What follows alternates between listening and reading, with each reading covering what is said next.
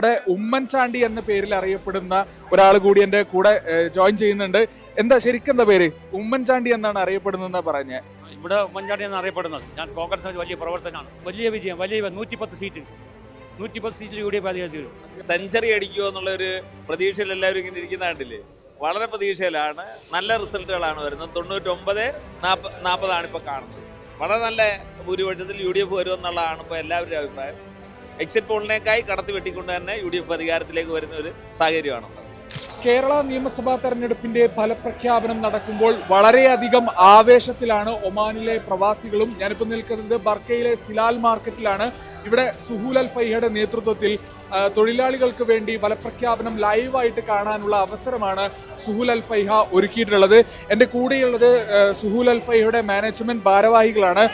നമുക്ക് അവരോട് ഒന്ന് ചോദിച്ചറിയാം. എന്ത് തോന്നുന്നു? പ്രവാസികൾ ഭയങ്കര ആവേശത്തിലാണ്. കേരളത്തിന്റെ തെരഞ്ഞെടുപ്പ് ഫലത്തെ പറ്റി ഇങ്ങനെ ആകാംക്ഷയോട് കാത്തിരിക്കുകയാണ്. ഇപ്പോൾ ഇങ്ങനെ സെഞ്ചുറി അടിക്കുമോ എന്നുള്ള ഒരു പ്രതീക്ഷയിൽ എല്ലാവരും ഇങ്ങനെ ഇരിക്കുന്ന കണ്ടില്ലേ. വളരെ പ്രതീക്ഷയിലാണ്. നല്ല റിസൾട്ടുകളാണ് വരുന്നത്. 99-40 ഇപ്പോൾ കാണുന്നത്.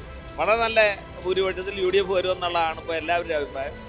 എക്സിറ്റ് പോളിനേക്കായി കടത്തി വെട്ടിക്കൊണ്ട് തന്നെ യു ഡി എഫ് അധികാരത്തിലേക്ക് വരുന്ന ഒരു സാഹചര്യമാണ്. ധർമ്മടത്ത് പിണറായി വിജയൻ പിന്നിലാണ്. എന്ത് തോന്നുന്നു? അത് ഈ പാർട്ടിയോടുള്ളൊരു വിരോധമല്ല, ആ വ്യക്തിയോടുള്ളൊരു വിരോധമാണ്. കേരളത്തിൽ പിന്നോട്ട് പോകാനുള്ള കാരണം പാർട്ടിയോടുള്ള വിരോധമല്ല, ആ വ്യക്തിയോടുള്ള വിരോധമാണ്. അതാണ് ധർമ്മടത്ത് കാണുന്നത്. BJP ഇപ്പോൾ ഒരു സീറ്റിൽ ലീഡ് ചെയ്തുകൊണ്ടിരിക്കുന്നുണ്ട്. എന്ത് തോന്നുന്നു? അക്കൗണ്ട് തുറക്കുമോ? ഇല്ല, അതും തിരിച്ചു മറിയും. അക്കൗണ്ട് തുറക്കാൻ സാധ്യതയില്ല. ഈ പ്രവാസ ലോകത്തു നിന്നുള്ള ഈ ഒരു ആവേശം കാണുമ്പോൾ എന്താ തോന്നുന്നത്? പ്രവാസ ലോകം എന്ന് പറയുന്നത് പൊളിറ്റിക്സിൽ എല്ലാവർക്കും അവരുടേതായ അഭിപ്രായമുള്ള ആൾക്കാരാണ്. ഇവിടെ എല്ലാ ആൾക്കാരും കേരളത്തിൻ്റെ പുറത്തുള്ളവരാണ് ഈ രാഷ്ട്രീയത്തെ പറ്റി ചർച്ച ചെയ്യും. രാജ്യം, കേരളം, പ്രത്യേകിച്ച് നമ്മുടെ നാട് എങ്ങനെ മുമ്പോട്ട് പോകണം എന്നുള്ളതിനെ പറ്റി ചിന്തിക്കുന്നത്.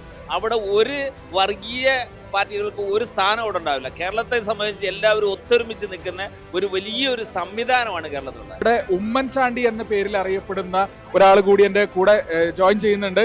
എന്താ ശരിക്കും എന്താ പേര്? ഉമ്മൻചാണ്ടി എന്നാണ് അറിയപ്പെടുന്നതെന്നാ പറഞ്ഞത്. ഇവിടെ ഉമ്മൻചാണ്ടി എന്നാണ് അറിയപ്പെടുന്നത്. ഞാൻ കോൺഗ്രസ് വലിയ പ്രവർത്തനമാണ്. ഇവിടെ നാട്ടിൽ DCC ഭാരവാഹികൾ. എന്ത് തോന്നുന്നു? കോൺഗ്രസിന്റെ ഈ തിരിച്ചുവരവിനെ പറ്റിയിട്ട് എന്താ തോന്നുന്നത്? വലിയ വിജയം, വലിയ 110 സീറ്റിൽ യു ഡി എഫ് അധികാരത്തിൽ വരും. ധർമ്മമാണ് പിണറായി വിജയൻ തോക്കും. 7000 വോട്ടിന് നോക്കും. വളരെയധികം സന്തോഷം.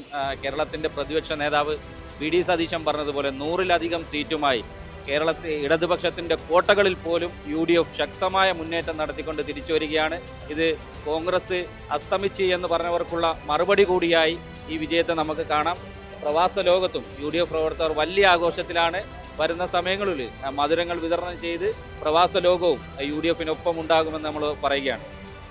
കേരള രാഷ്ട്രീയത്തിലുള്ള കഴിഞ്ഞ കാലങ്ങളിൽ നിന്ന ഭരണത്തിലുള്ള ജനങ്ങളുടെ വിജയത്താണ് നടന്നുകൊണ്ടേയിരിക്കുന്നത്. അദ്ദേഹത്തിൻ്റെ വർഗീയമായ നിലപാടിനും രാഷ്ട്രീയമായ അദ്ദേഹത്തിൻ്റെ അഹങ്കാരത്തിനും കൊടുത്ത ഏറ്റവും കേരളത്തിലെ ജനങ്ങൾ കൊടുത്തൊരു മറുപടിയാണ് ഈ ഇലക്ഷൻ റിപ്പോർട്ട് കൊണ്ട് കാണുന്നത്. അതല്ല, വിശിഷ്ട UDF എന്ന സംഘടന ഒറ്റക്കെട്ടായി മുന്നേറിയപ്പോൾ കേരളത്തിൽ മറ്റൊരു ശക്തിക്കും മുന്നോട്ട് വരാൻ കഴിയാത്ത വിധത്തിൽ മൃഗീയ ഭൂരിപക്ഷത്തിൽ UDF അധികാരത്തിൽ വന്നുകൊണ്ടിരിക്കുകയാണ്. അതുകൊണ്ട് വോട്ട് ചെയ്ത എല്ലാ വോട്ടർമാർക്കും നമ്മുടെ KMCCയുടെയും UDF കമ്മിറ്റിയുടെയും അഭിനന്ദനങ്ങളും അഭിവാദ്യങ്ങളും അർപ്പിക്കുന്നു.